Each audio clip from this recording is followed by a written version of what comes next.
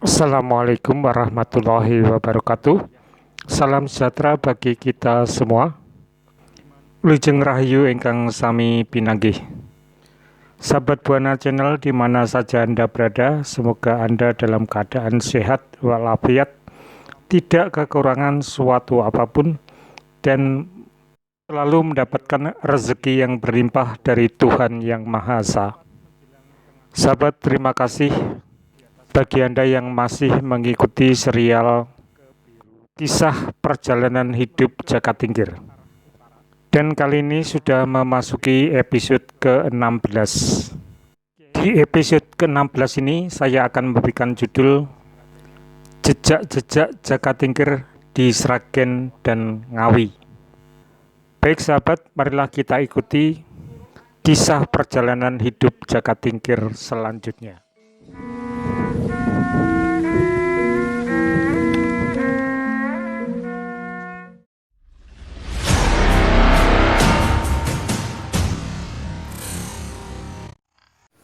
Sahabat, jejak pertama Jaka Tingkir di Kabupaten Sragen adalah di Dusun Butuh, Desa Gedongan, Kecamatan Plupuh.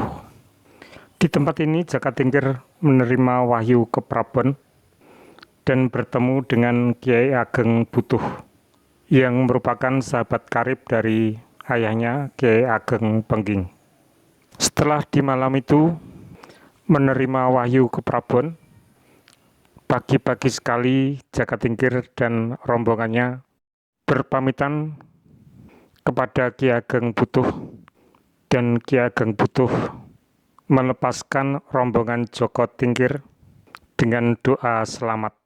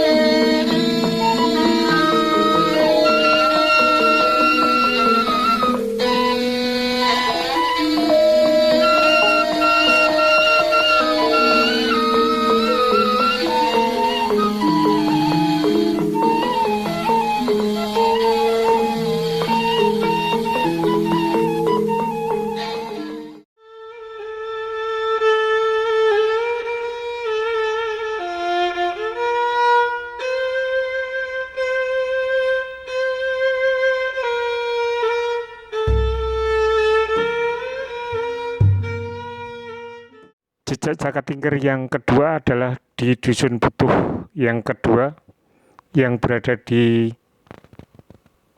Desa Karangudi, Kecamatan Rampal, Kabupaten Sragen.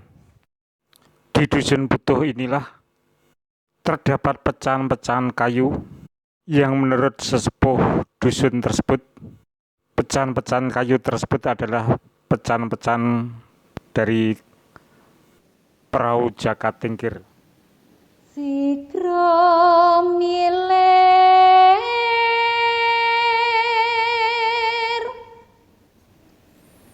sangketek sinangga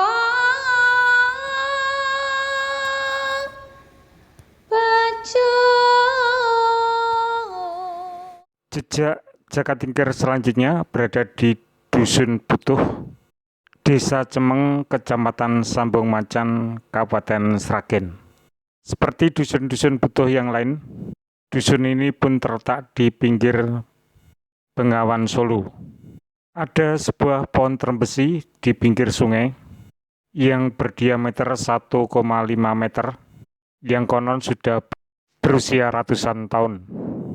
Di bawah pohon trembesi tersebut ada sebuah kedung atau bagian sungai yang dalam dengan nama Kedung Tingkir. Di tempat inilah konon Jaka Tingkir menambatkan perahunya. Selain Kedung Tingkir, ada kedung lain yang namanya Kedung Jawa. Di Kedung Jawa ini konon ada kandang buaya. Selain itu ada kedung-kedung lain seperti Kedung Bagong, Kedung Seret, yang semuanya memiliki cerita-cerita sendiri-sendiri.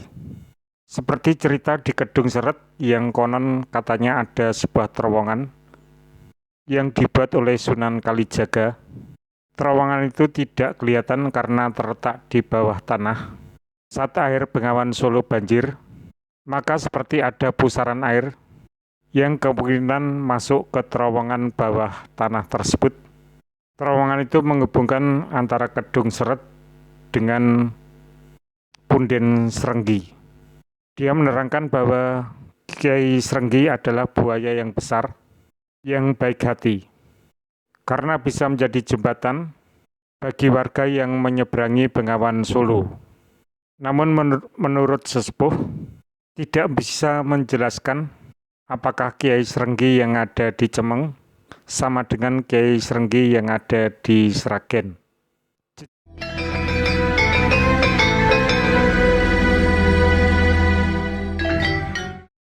Dusun Putuh berikutnya terletak di Desa Dawung, Kecamatan Jenar, Kabupaten Sragen.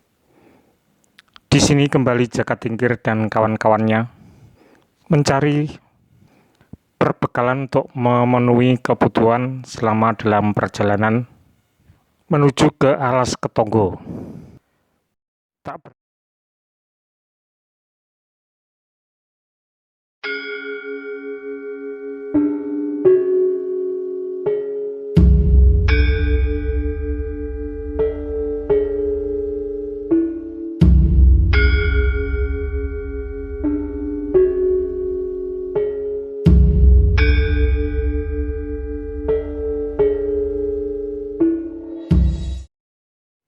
Tak berapa lama kemudian Jaka Tingkir dengan kawan-kawannya melanjutkan perjalanan dan singgah di Dusun Putuh, Desa Banaran, Kecamatan Sambung Macan, Kabupaten Sragen. Dan dari Putuh Banaran ini ke timur sedikit, kalau sekarang sudah ada di perbatasan antara Jawa Tengah dan Jawa Timur. Kemudian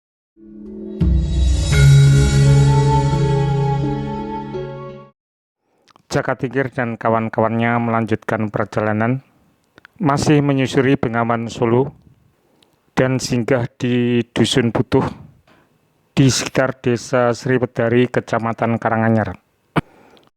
Dusun Putuh ini secara administrasi sudah tidak ada lagi. Begitu juga dengan dusun berikutnya, yang dekat dengan Jembatan Payak, yang berada di Widodaren Ngawi.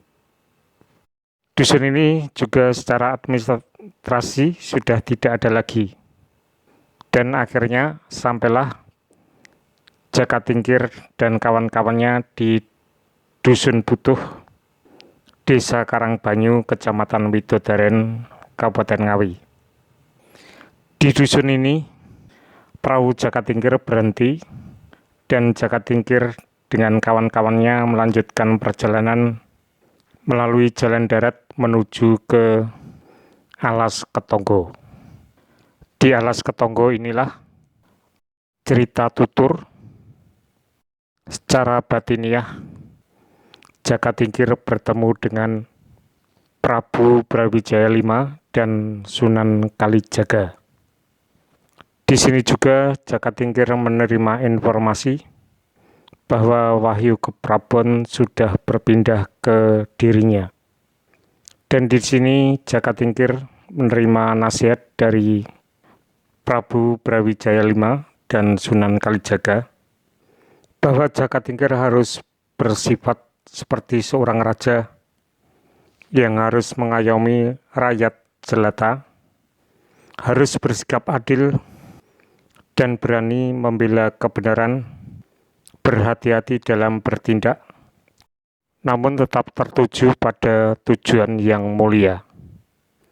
Dan setelah bertemu dengan Prabu Brawijaya V dan Sunan Kalijaga, juga menerima nasihat-nasihat dari beliau berdua, Jaka Tingkir dan ketiga temannya berpamitan pulang untuk melanjutkan perjalanan ke Pegunungan Prawata yang terletak di dekat Pati sekarang. Kemudian Jaka Tingkir kembali ke Dusun Butuh Gedangan, tempat Kyai Ageng Butuh berada. Perjalanan Jaka Tingkir dilanjutkan dengan masih melewati Bengawan Solo menuju ke barat melawan arus, tetapi tidak menjadi masalah karena konon perahu Jaka Tingkir didorong dan disangga oleh 40 ekor buaya. Dan akhirnya sampailah mereka ke Dusun Butuh di Desa Gedangan, Kecamatan Plupuh kembali. Sahabat Buana Channel, ada 5 dusun butuh yang ada di Sragen dan 3 dusun butuh yang ada di Ngawi. Walau sekarang hanya tinggal 1 dusun yang ada di Desa Karangbanyu, Kecamatan Widodaren, Kabupaten Ngawi. Dusun-dusun tersebut konon pernah disinggahi Jaka Tingkir untuk memenuhi kebutuhan dalam perjalanan dari Butuh Gedongan, Plupuh Sragen, sampai ke Butuh Desa Karangbanyu, Kecamatan Widodaren, Kabupaten Ngawi. Jaka Tingkir singgah di dusun-dusun tersebut untuk memperoleh kebutuhan, sehingga dusun-dusun tersebut dinamakan Desa Butuh. Sahabat Buana Channel, kisah ini adalah kisah yang saya ambil dari legenda-legenda masyarakat yang tumbuh di sepanjang aliran Bengawan Solo dari Sragen sampai ke Ngawi. Dan kisah ini tidak ada dalam babat Tanah Jawa. Namun adanya Dusun Butuh ini adalah merupakan bukti bahwa Jaka Tingkir pernah singgah di dusun-dusun tersebut.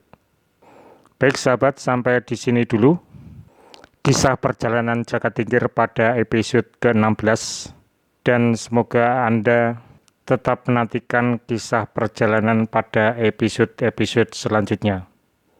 Terima kasih atas perhatiannya. Wabillahi taufiq wal hidayah. Wassalamualaikum warahmatullahi wabarakatuh.